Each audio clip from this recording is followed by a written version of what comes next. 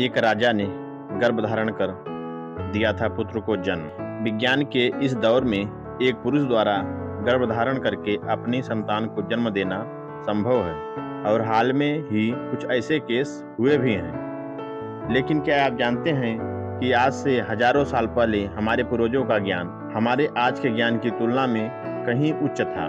विज्ञान के जिन चमत्कारों को देखकर आज हम आश्चर्यचकित होते हैं, वो चमत्कार हमारे पूर्वजों ने हजारों साल पहले कर दिया था, जैसे कि पुरुष द्वारा गर्भ धारण कर संतान को जन्म देना। आज हम आपको श्री राम के पूर्वज राजा युवनाश्व की कहानी बताएंगे। दोस्तों, जिन्होंने स्वयं गर्भ धारण करके अपनी संतान को जन्म दिया था, जो कि चक्रवर्ती सम्राट राजा मंधाता के नाम से प्रसिद्ध हुआ था। तो दोस्तों, आइए आपको वो कहानी सुनाता हूँ। इससे पहले आप मेरे चैनल को सब्सक्राइब जरूर कर लें, जिससे आने वाली अच्छी वीडियो आप लोगों के पास पहुंचे। राजा युवनाश्व की कहानी।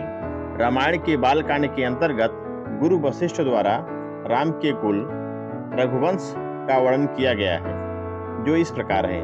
ब्रह्मा जी के पुत्र मरीच से कश्यप का जन्म हुआ। कश्यप के पुत्र थे विवस्वान, विवस्वान के पुत्र थे वैश्वतमनु, जिनके 10 पुत्रों में से एक का नाम इक्ष्वाकु था। राजा इक्ष्वाकु ने अयोध्या को अपनी राजधानी बनाया और उन्होंने ही इक्ष्वाकु वंश को स्थापित किया। इसी वंश में राजा युवनाश्व का जन्म हुआ, लेकिन उनका कोई पुत्र नहीं था।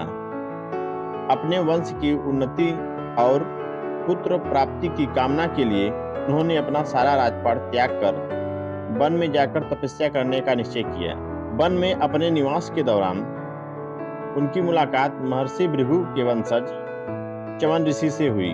च्यवन ऋषि ने राजा युवनाश्व के लिए पुत्रेष्टि यज्ञ करना आरंभ किया, ताकि राजा की संतान जन्म ले सके। यज्ञ के बाद च्यवन ऋषि ने एक मटके में अभिमंत्रित जल रखा, जिसका सेवन राजा की पत्नी को करना था, ताकि वह गर्भ धारण कर पाए। राजा युवनाश्व की संतानोत्पत्ति के उद्देश्य से हुए यज्ञ में कई ऋषि मुनियों ने भाग लिया और यज्ञ के बाद सभी लोग थकान की वजह से गहरी नींद में सो गए। रात्रि के समय जब राजा युवनाश्व की नींद खुली तो उन्हें भयंकर प्यास लगी। राजा ने पानी के लिए बहुत आवाज लगाई, लेकिन थकान की वजह से और गहरी नींद में सोने की वजह से किसी ने राजा की बात नहीं सुनी। तब ऐसे में राजा स्वयं उठे और पानी की तलाश करने लगे।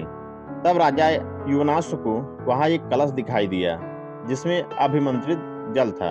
राजा इस बात से बेखबर थे कि वह जल किस उद्देश्य के लिए है, और राजा ने प्यास की वजह से सारा पानी पी लिया।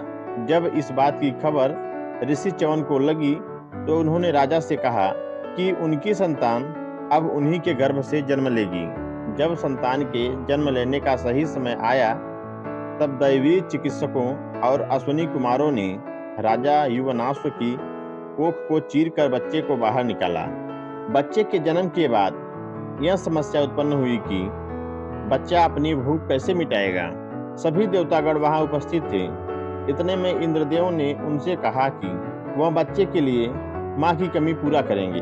इंद्र ने अपनी उंगली बच्चे के मुंह में डाली, जिसमें दूध निकल रहा था, और कहा, मम धाता, अर्थात मैं इसकी मां हूं। इसी वजह से उस बच्चे का नाम ममधाता अथवा मानधाता पड़ा। जैसे ही इंद्रदेव ने बच्चे को अपनी उंगली से दूध पिलाना शुरू किया, वह बच्चा 13 बित्ता बढ़ गया।